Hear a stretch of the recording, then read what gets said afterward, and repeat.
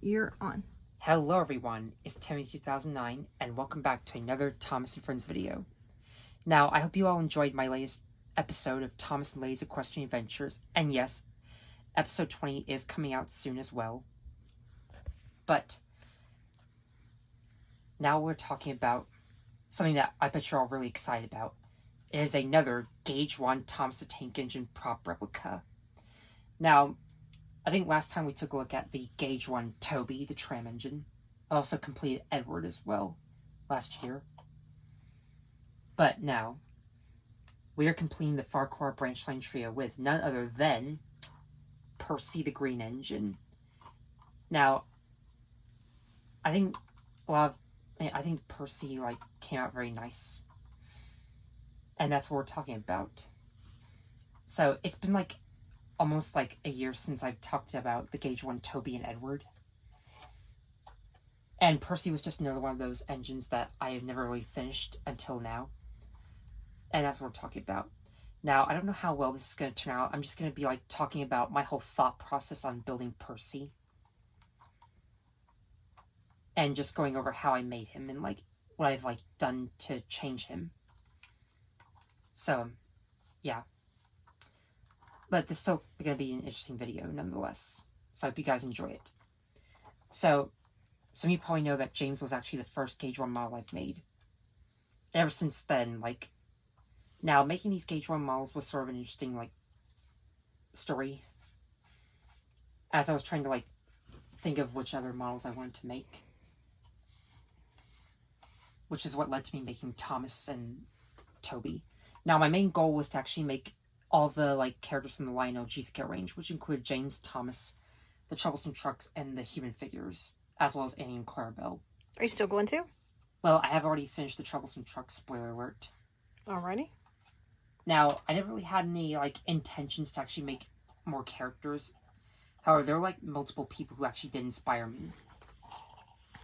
And the Gauge 1 trend became sort of a popular thing ever since 2015. And I think these are probably some of the best things to come out of the Thomas community. Because making a Gauge 1 model, it feels like having an actual prop from the actual TV series. But yeah. I was actually inspired by the Bachmann G-Scale range to make Toby and Percy.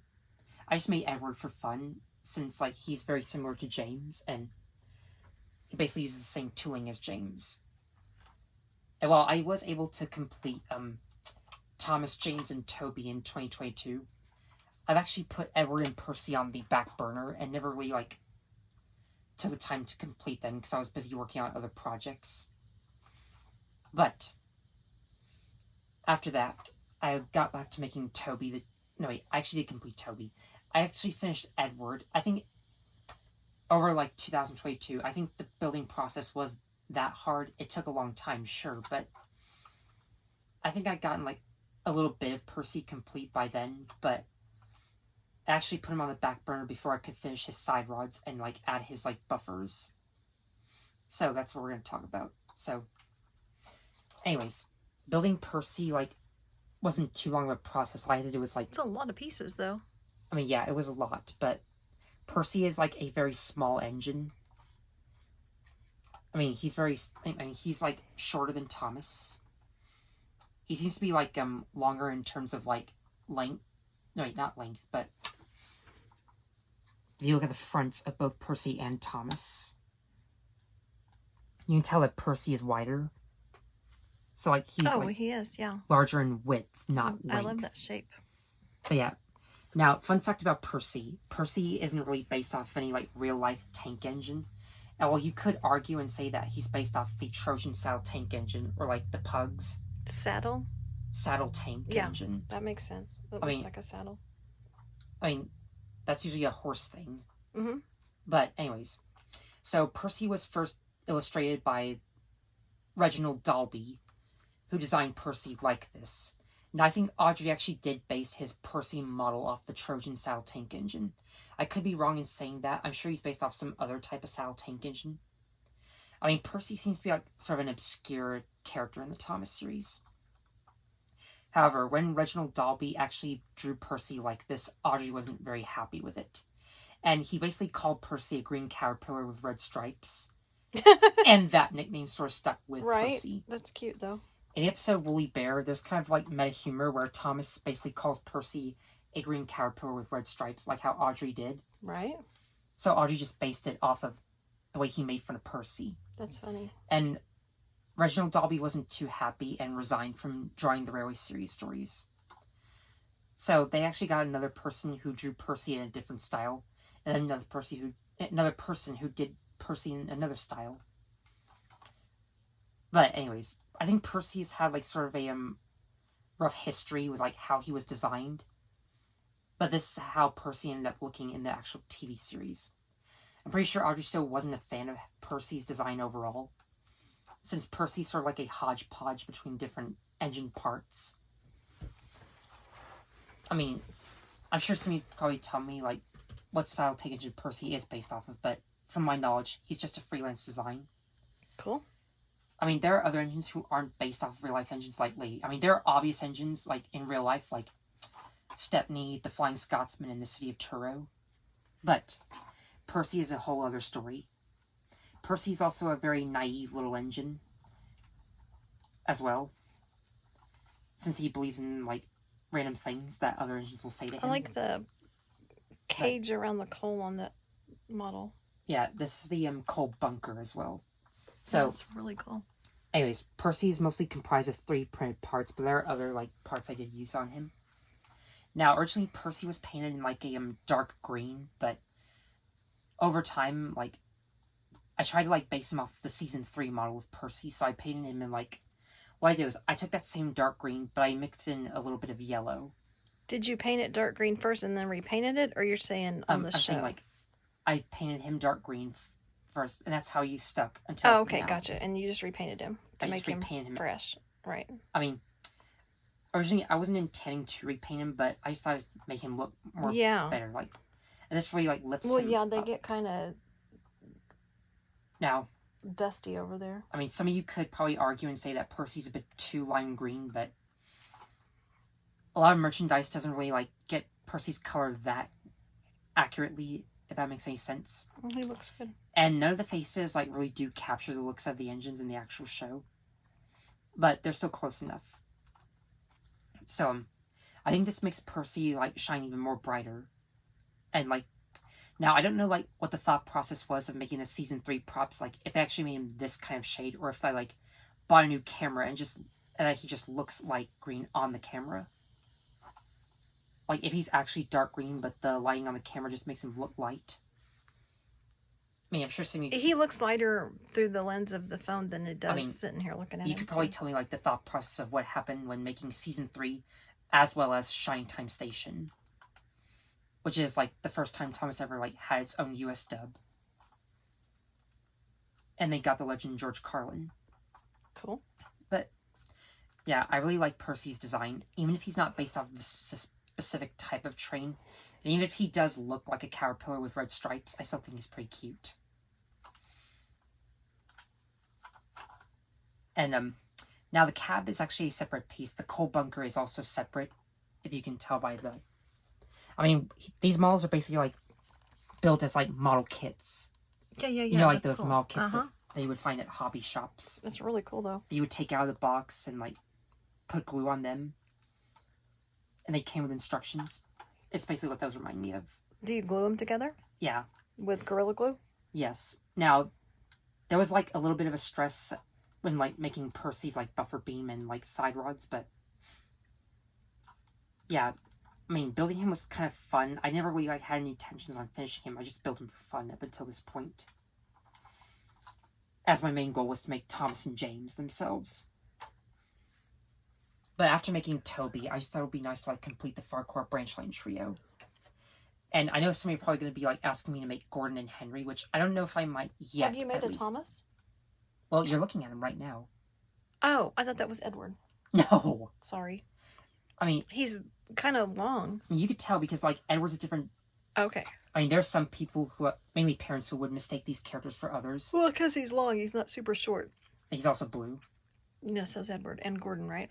Yeah, and Gordon. Mm-hmm. I mean, they're all blue engines. And to be fair, Henry is the same color as Percy. And Duck, for that matter. So, I mean, I'll talk more about that at the end, but back to Percy. So, All right. I mean, the only thing I'm not really happy with is his, like, footplate. I mean, if you don't know what I'm talking about, I've always loved how the white on the running boards came out pristine and clean. Like, I had to be, like, very careful when painting the red around it on the buffer beams and such. Right. So that you didn't get it on the white. So I didn't get it on the perfect white. I mean, these are printed in white filament, so I didn't want to mess it up. I mean, Toby's, like, roof was also pretty easy as well. So what's the problem with Percy? Well, I actually did make a mistake and, like, got red on his running board, so I had to, like, paint it in the gray color that it is in the show. Gotcha.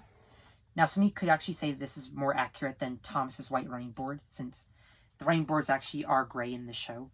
So this is, like, the first engine who has a gray running board. Now, I could go back and, like, give Thomas and James gray running boards, but I probably won't, because, like, I was very careful with, like, getting the red around the white running board. And, I mean, these models do look a bit, like, dusty, but nothing a little, like, air compressing can't fix. But, well, since Percy is brand spanking new, he's actually the cleanest of all of them. I'm sure some of you know about that infamous meme, Dirty Percy, which is also a dead meme. But, anyways, the whole buffer beam was kind of a, like, another story. I actually had to, like, take a Dremel tool and, like, trim around the buffer beams to, like, get it to fit on. Since, if you look on the, right here, the buffer beam is a separate piece to the actual, like, foot plate. So you can see, like, those little, like, Dremel tool marks. I actually had to, like, glue him with Gorilla, like, super glue. But here's where the bad part starts. Okay. So the glue actually, like, started to bleed through as I was painting him. And I could not get it to get covered. So I had to, like, take some, like, clay and, like, fill it on there. Right.